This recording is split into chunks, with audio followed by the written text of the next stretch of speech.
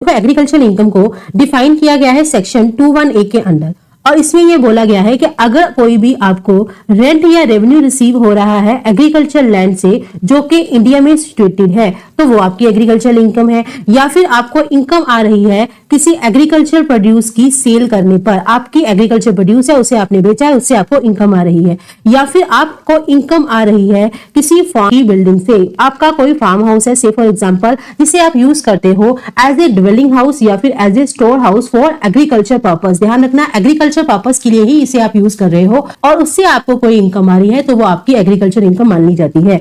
चौथा पॉइंट ये कहता है कि आपकी नर्सरी से आपको कोई इनकम आ रही है तो वो भी हमारी एग्रीकल्चर इनकम है। कोई सेपलिंग है, सीडलिंग्स ग्रोन इन नर्सरी, तो उससे जो इनकम आ रही है वो भी हमारी एग्रीकल्चर इनकम में कवर कर दी जाती है। ना पॉइंट ये कि एग्रीकल्चर इनकम का टैक्स ट्रीटमेंट क्या है। एग्रीकल्चर इनकम एग्जम्प्ट है अंडर सेक्शन 10(1) अगर दो शर्तें आप पूरी करते हो। पॉइंट नंबर 1, आपका एग्रीकल्चर लैंड होनी चाहिए, दूसरा वो लैंड इंडिया में सिचुएटेड होनी चाहिए। इसका मतलब ये कि अगर आपकी मान लीजिए आपको इनकम आ रही है किसी फॉरेन की एग्रीकल्चर लैंड से तो उसका टैक्स ट्रीटमेंट क्या होगा, तो ये आपकी टैक्सेबल कर दी जाएगी और इसे टैक्सेबल करा जाएगा under head income from other sources. तो ध्यान रखना एग्रीकल्चर इनकम तभी एग्जम्प्ट होती है अगर वो एग्रीकल्चर लैंड से आ रही हो, ठीक है, दूसरा लैंड इंडिया में सिचुएटेड हो। एग्रीकल्चर लैंड मतलब आप एग्रीकल्चर पर्पस के लिए यूज करते हो तो उसे एग्रीकल्चर लैंड बोला जाता है।